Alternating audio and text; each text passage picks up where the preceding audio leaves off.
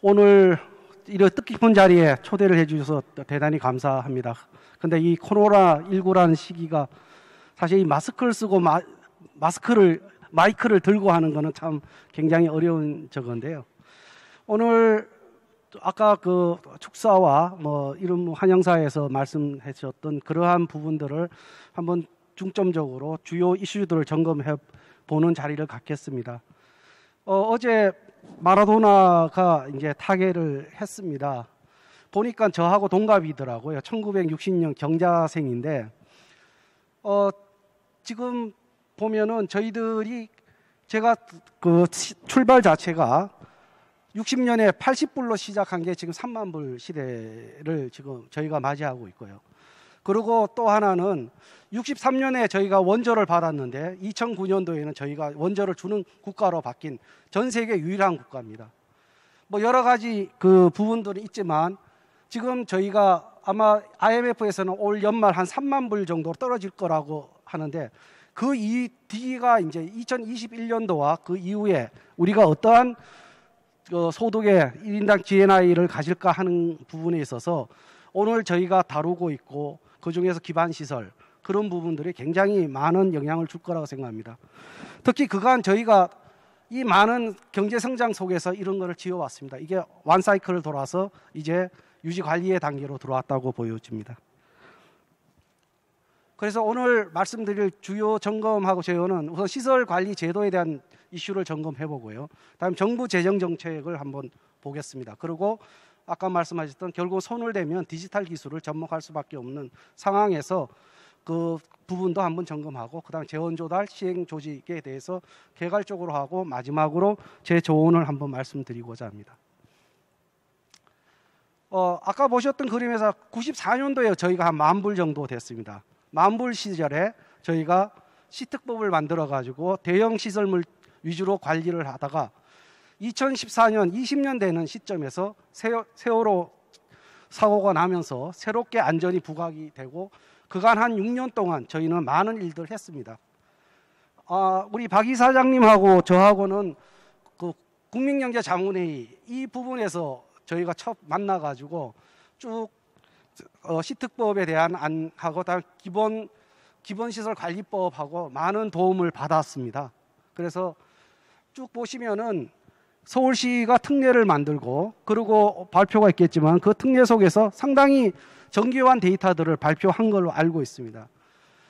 그리고 지금 올해 들어서 실질적으로 시행이 되고 있고 기본 계획이 수립이 되고 관리 계획을 수립 중인 걸로 알고 있습니다. 우선은 시특법에 있어서 유지관리 단계로 생애주기로 넘어갔다는 게 굉장히 중요하고요. 그리고 3종 시설물로서 어떤 관리의 일원화 이건 굉장히 중요한 일이고 또 하나는 지금까지 안전 위주로 해왔던 것을 성능평가라는 안전성, 내구성, 사용성을 보는 어떠한 영어로 말하면 코스트 이펙티브니스까지 같이 보는 어떤 사업의 우선순위를 정하는 쪽으로 이 법이 바뀌어진 게 의미가 있다고 보여집니다. 뭐 그럼에도 불구하고 결국은 모든 재원의 조달의 책임은 시설물 관리 주체가 있는데 지금 일본 데이터를 보면 기초지자체가 관리하는 게 인프라의 70%입니다. 그렇게 봤을 때에 중앙정부의 건설 중에 들어갔던 돈들을 다시 유지관리 단계에서 지원해주는 그런 부분들, 예를 들어서 아파트의 장기 순성 충당금을 매달 적립해가지고 그렇게 쓸 수 있는 돈을 할 수 있는 성능 개선 충당금 조항과 거기에 매칭 펀드로 들어간 부분들이 어에 보면 큰 골자일 것 같습니다. 자, 그렇게 되면 지금 지자체가 어에 보면 가장 큰 고객일 수 있는데 지자체는 한 두 군데의 소스만의 재원에서 한 5군데로 늘어나는 국비도 받을 수 있고 기반시설 분담금도 받을 수 있고 성능 개선 충당금을 받을 수 있는 이러한 제도적인 부분들은 전체적인 원칙은 합의가 됐습니다. 하지만 세부적인 부분들이 저희가 지금 해야 될 숙제로 보여지고 있습니다. 그래서 지금 관리 계획들은 5월 달에 지금 만들어서 배포가 되어 있고 거기에 따른 기본 계획이 배포가 됐고 관리 계획을 수립 중이고 실행 계획들이 차차 나가는 그런 상황들이 되겠습니다. 한마디로 말하면 지금 저희가 운영 제도 개선한 방향은 궁극적으로 사유 대책형에서 예방 보전형으로 바뀌어 있고요. 그리고 회계 기준에서도 저희가 들어가는 감가상각을 가치를 유지할 수 있으면 감가상각을 시키지 말고 거기에 필요한 비용들은 투자를 하자 하는 부분까지 와 있는 상태입니다. 그러면 궁극적으로 이 부분들은 아까 박 이사장님이 말씀하셨던 이건 시설 자산관리, 시설 자산관리를 하면 기재부가 싫어하면 앞에 시설자를 붙여주십시다. 그래서 시설 자산관리의 개념으로 가야 되고 그게 통합이 되어야 되는 부분이 필요하고요. 벌써 그러한 부분에 대한 국제 기준들은 지금 만들어지고 운영이 되고 있습니다. 저희가 이 논의를 하는 게 3만 불 시대입니다. 어떻게 보면 모든 국가들이 이제 거의 스타트 포인트에 같이 서 있는 상황이라고 저는 봅니다. 저희가 여기서 이걸 통해서 저희가 한 단계 진짜 퍼스트 무버가 될 수 있는 좋은 기회가 이 부분이고 이런 부분에 재정 정책이 같이 가지고 있다는 부분들을 좀 이따 말씀드리겠습니다. 자, 재정입니다.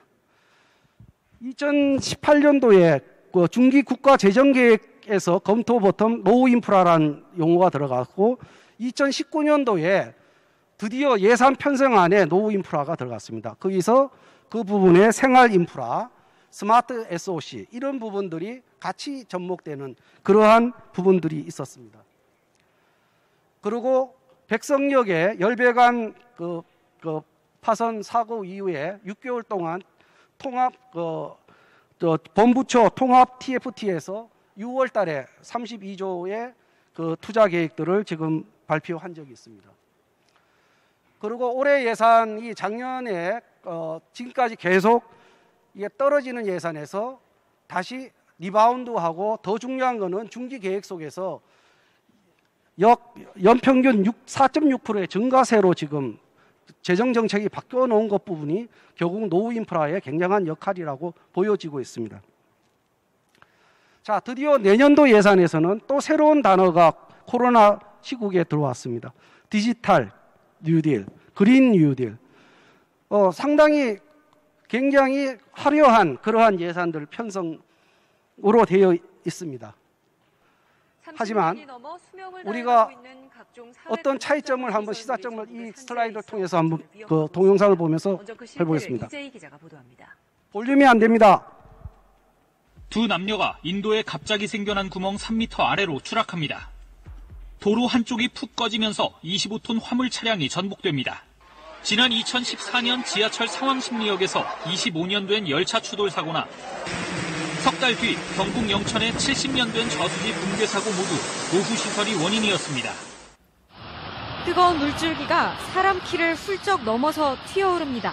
거센 물살이 자동차 유리를 깨고 들어가 운전자 69살 손모 씨가 숨졌고 퇴근하던 시민 39명이 화상을 입었습니다.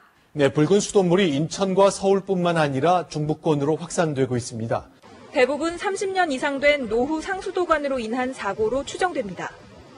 전국 상수도관 20만 9천 킬로미터 가운데 3만 킬로미터, 14%가 설치된 지 30년이 넘었습니다. 8일 전남 곡성 산사태 현장을 찾은 중앙일보 취재팀 차량 바로 앞에서 토사가 무너져 다른 차량을 덮치는 아찔한 상황이 벌어졌습니다. 도심 한복판이 불어난 강처럼 변했습니다. 새벽 한때 출동한 소방관 엉덩이까지 물이 차올랐습니다. 빗줄기가 약해지며 물이 빠졌지만 침수 피해는 심각했습니다. 기록적인 폭우가 내린 강원도 속초 지역은 상가나 주택마다 이렇게 물이 가득 차는 침수 피해를 입었습니다.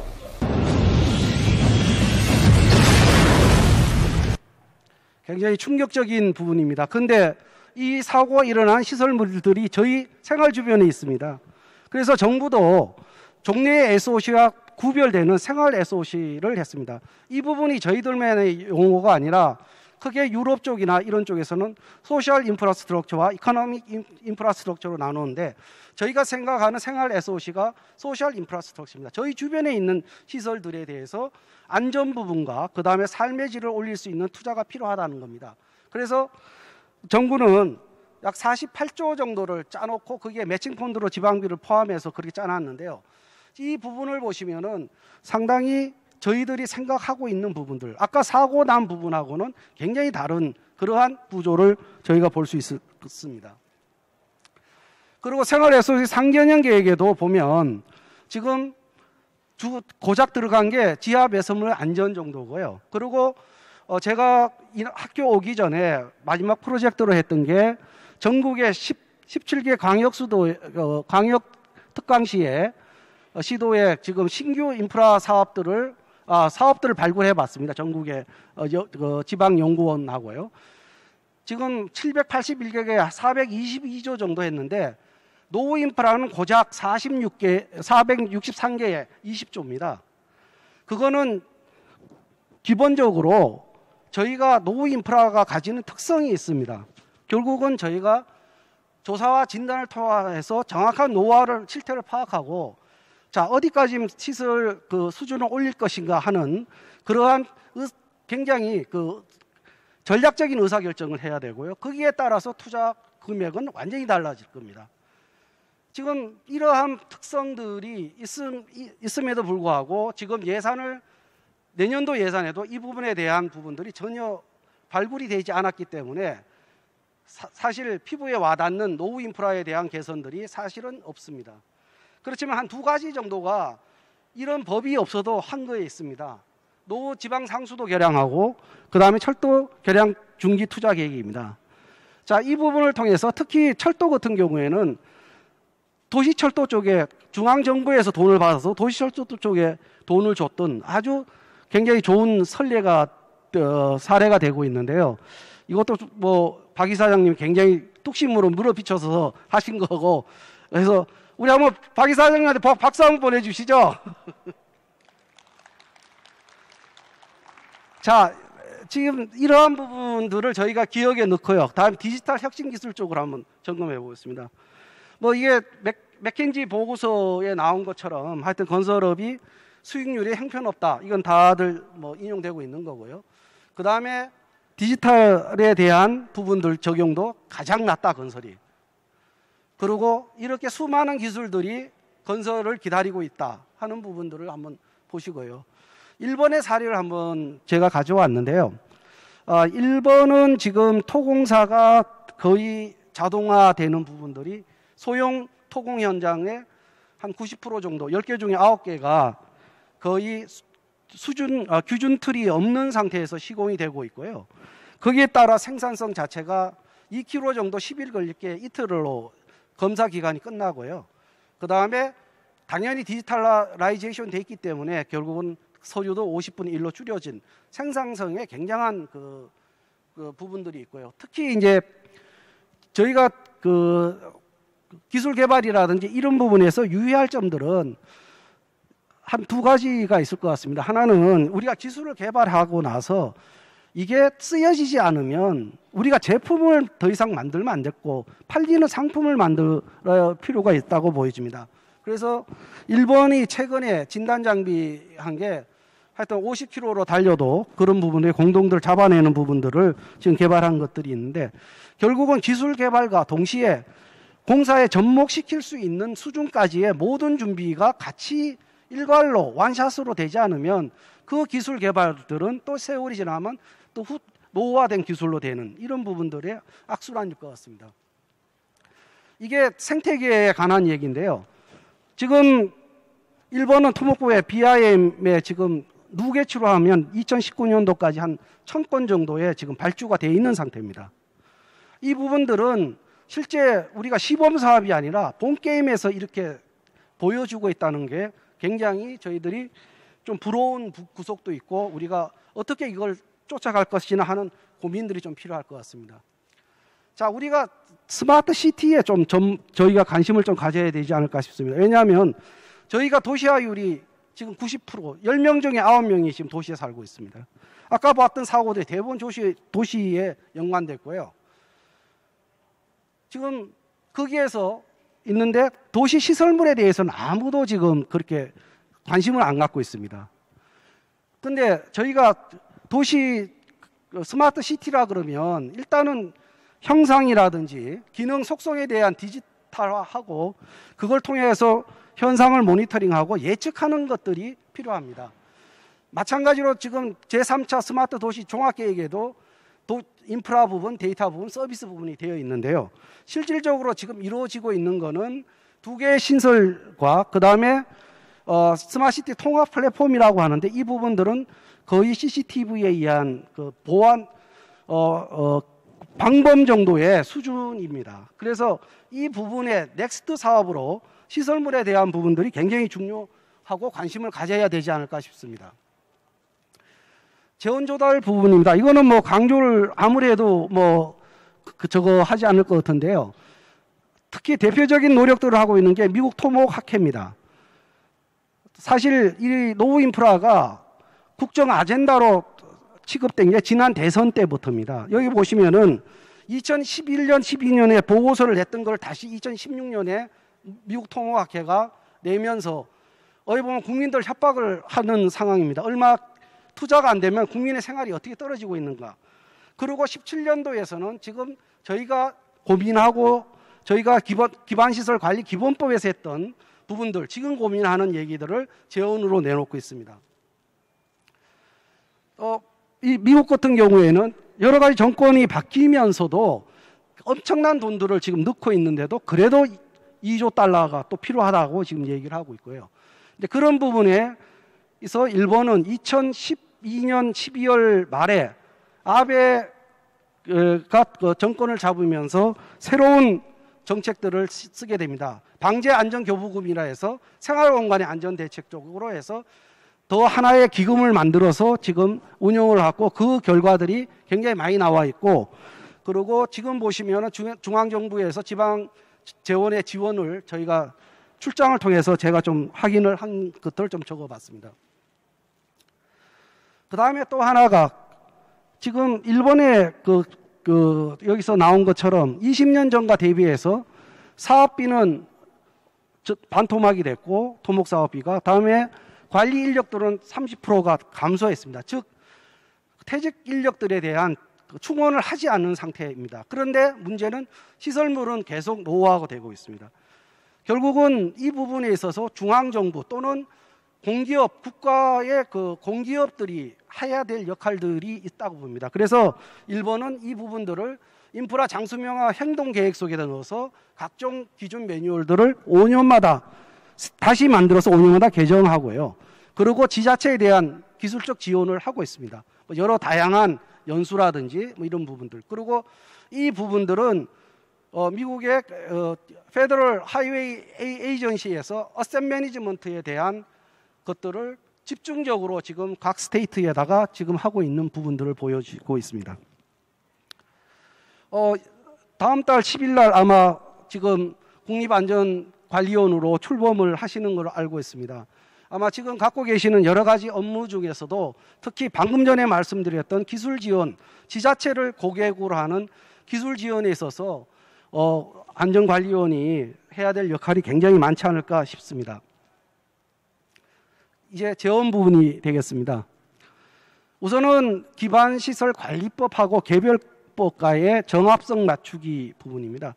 이 부분들은 지금 기반시설관리위원회에 특히 그 총괄조정분과위원회에서 깊이 논의가 되고 있고 분석이 되어 있습니다.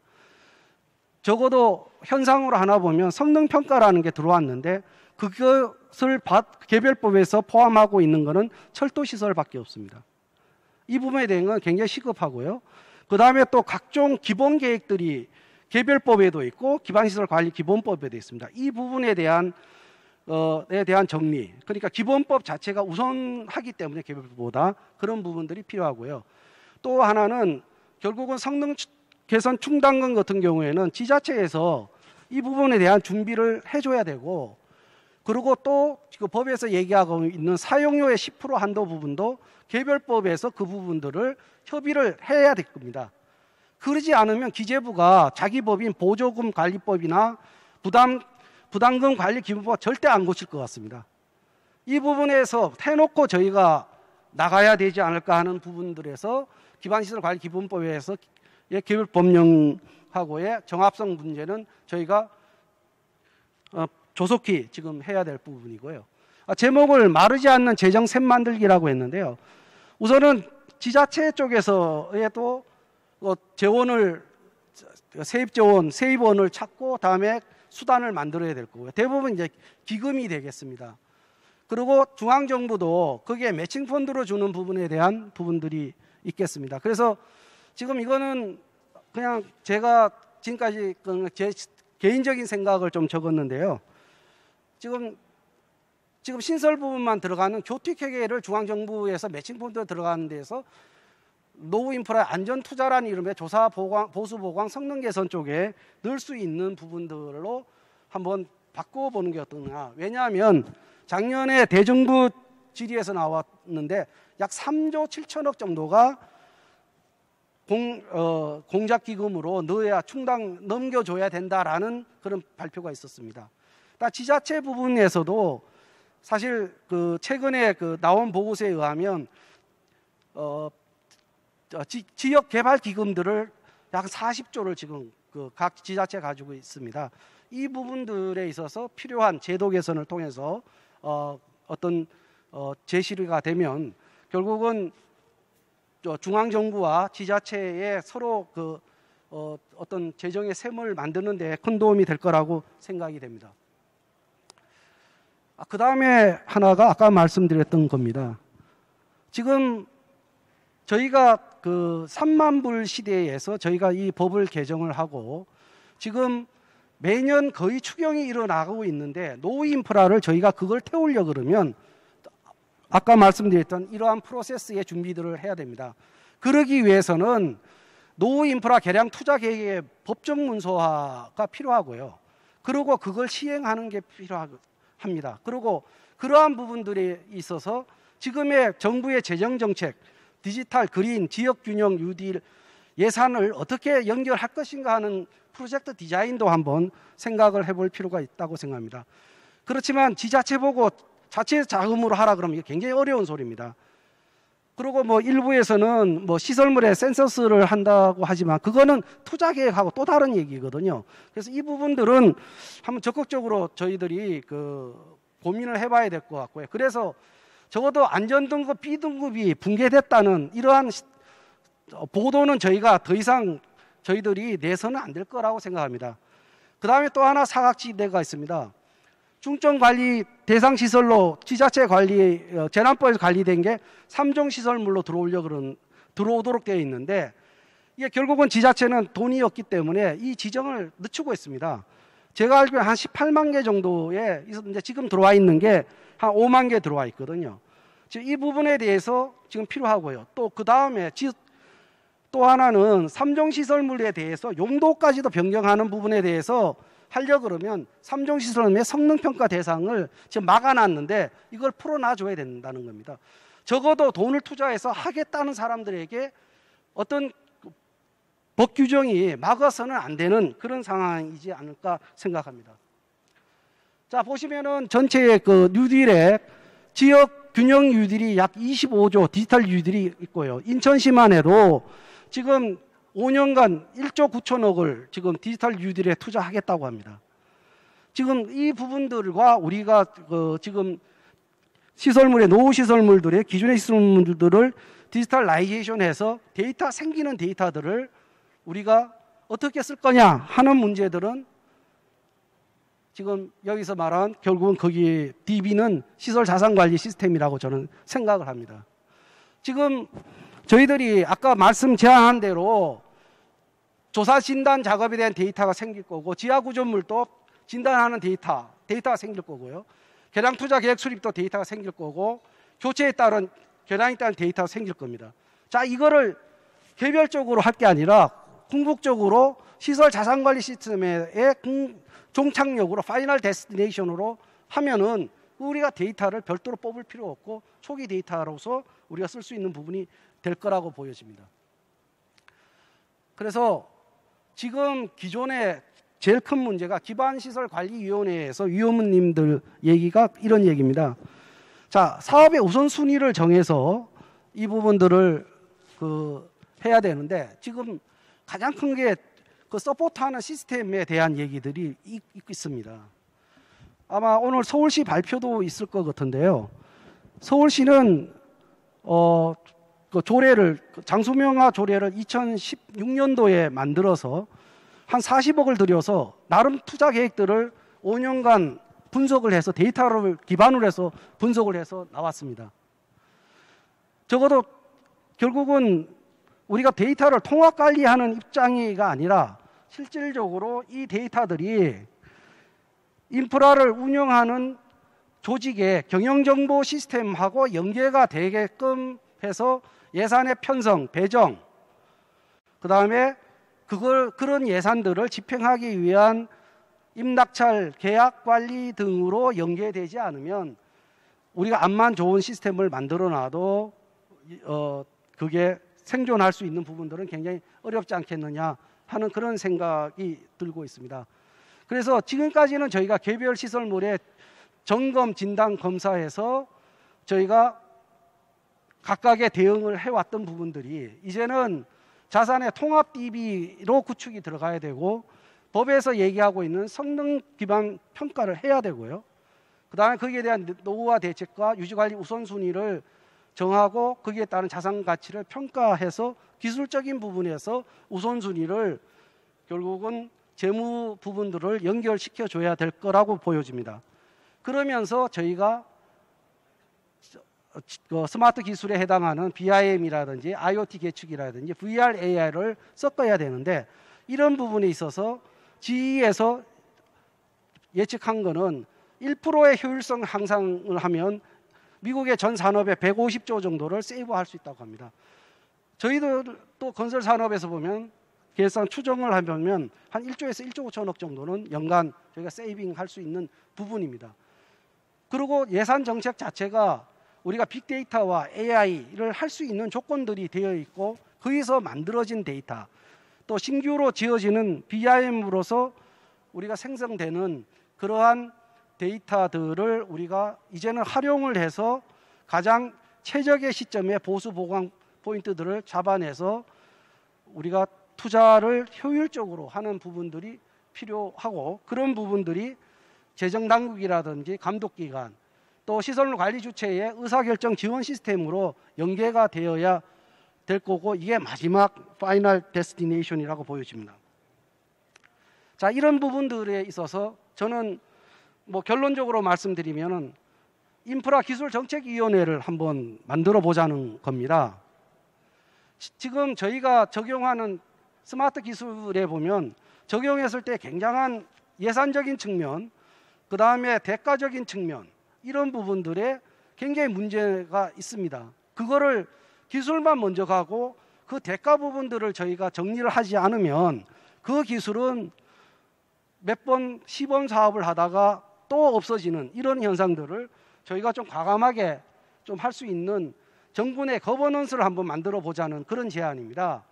예를 들어서 지하철 1호선이 올해 74년도에 준공됐으니까 올해 46년 됐습니다. 지금 콘크리트 단면의 열화를 저희가 측정하는데 지금의 상태에서는 3시간밖에 못합니다.